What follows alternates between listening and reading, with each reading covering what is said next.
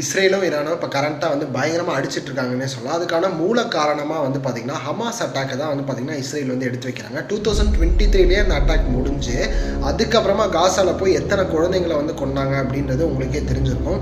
But அதுக்கப்புறமா இப்போ June 13 அப்போ இந்த அமைதி பேச்சுவார்த்தைகள் பல கட்டமாக நடந்துட்டு இருந்தது இஸ்ரேலுக்கும் ஈரானுக்கும். இஸ்ரேல் சார்பாக யூஎஸ் வந்து பார்த்திங்கன்னா பேசிகிட்டு இருந்தாங்க. 6ஆம் கட்ட பேச்சுவார்த்தை என்னமோ அப்போ கரெக்டாக வந்து பார்த்திங்கன்னா ஜூன் 13 அன்னைக்கு கரெக்டாக இஸ்ரேல் வந்து ஈரானை போய் அடிக்கிறாங்க. அடிச்சோடனே வந்து பார்த்தீங்கன்னா அவங்க சும்மா இருப்பாங்களா? ஏன் அடிக்கிறாங்க அப்படின்னு பார்த்தீங்கன்னா, நீங்கள் வந்து நியூக்ளியர் வெப்பன்ஸ் எல்லாம் வந்து பார்த்தீங்கன்னா நீங்கள் ரெடி பண்ணுறீங்க, which is very very dangerous அப்படின்ற மாதிரி சொன்னாங்க. நீங்கள் டெரரிசம் குரூப்புக்கு யூஸ் பண்ணுறீங்க அப்படின்னு சொன்னாங்க.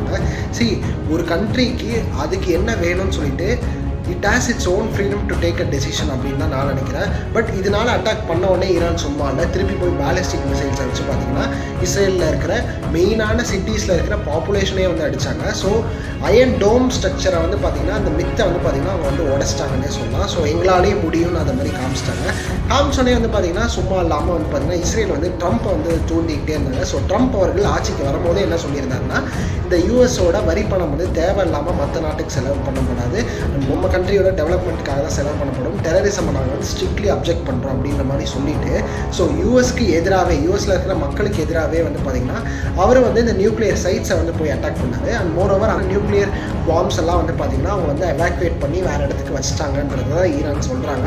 பட் நிறைய ஜெட்ஸ் வந்து பாதிக்கப்பட்டிருக்கும் அப்படின்றதையும் வந்து எடுத்து வைக்கிறாங்க.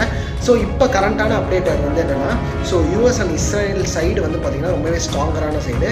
பட் ஈரான் வந்து பார்த்திங்கன்னா it has its own military operation. So its own இதில் வந்து பார்த்திங்கன்னா நார்த் கொரியா வந்து பார்த்திங்கன்னா ஈரானுக்கு சப்போர்ட்டாக வராங்க. அண்ட் மோர் ஓவர் ரஷ்யாவும் வந்து பார்த்திங்கன்னா என்ன சொல்லலாம் அப்படின்ற மாதிரியும் சொல்லியிருக்காங்க. அண்ட் மோர் ஓவர் சைனா வந்து இதில் வந்து ஒரு அப்சர்வராக தான் இப்போ வரைக்கும் இருக்காங்க. And it has to take a side on Iran. But ஆனால் இந்தியா வந்து என்ன பண்ண போகுதுன்றது தான் சீரியஸாக தெரியல. ஸோ இப்போ வரைக்கும் வந்து பார்த்திங்கன்னா நியூட்ரலான ஸ்டாண்டு தான் வந்து டிப்ளமேட்டிக்காக எடுத்துகிட்டு இருக்கோம் அப்படின்ற மாதிரி சொல்கிறாங்க. பட் ஆனால் ஈரான் சைடு வந்து பார்த்திங்கன்னா நியாயம் அண்ட் தர்மம் இருக்குது. ஸோ இந்தியா வந்து ஈரான் பக்கம் தான் நிற்கணுன்றது தான் என்னோட பாயிண்ட் ஆஃப் வியூ. ஏன்னா வந்து பாலஸ்தீன் மக்கள் அப்படின்றது வந்து பார்த்திங்கன்னா ரொம்பவே ஒடுக்கப்பட்டு நிறையா பேர் இப்போ அழிக்கப்பட்டிருக்காங்க. So we have to stand with them. And moreover வந்து ஜஸ்ட் பிகாஸ் ஈரான் வந்து ஒரு இஸ்லாமிக் ரிலீஜன் உள்ள ஒரு கண்ட்ரியாக இருக்கிறதுனால நம்ம இக்னோர் பண்ணிடக்கூடாதுன்றது தான் என்னோட ரீசன். அண்ட் மோர் ஓவர் வந்து யூஎஸ்ஐயும் இஸ்ரேலையும் பகச்சிக்கிட்டா we have the own consequences like defence ரிலேட்டடாக வந்து நிறைய இஷ்யூஸ் வரலாம். ஏன்னா நம்ம அவங்கள்ட்ட நிறைய விஷயம் வாங்கிட்டு இருக்கோம். ஸோ ஸ்டேட்யூன் நம்ம என்ன முடிவு எடுக்குது இந்தியா அப்படின்றத பொறுத்து இருந்து பார்க்கலாம். உங்களோட ஒப்பீனியன்ஸை கீழே கமெண்ட் செக்ஷனில் போஸ்ட் பண்ணுங்கள். பை.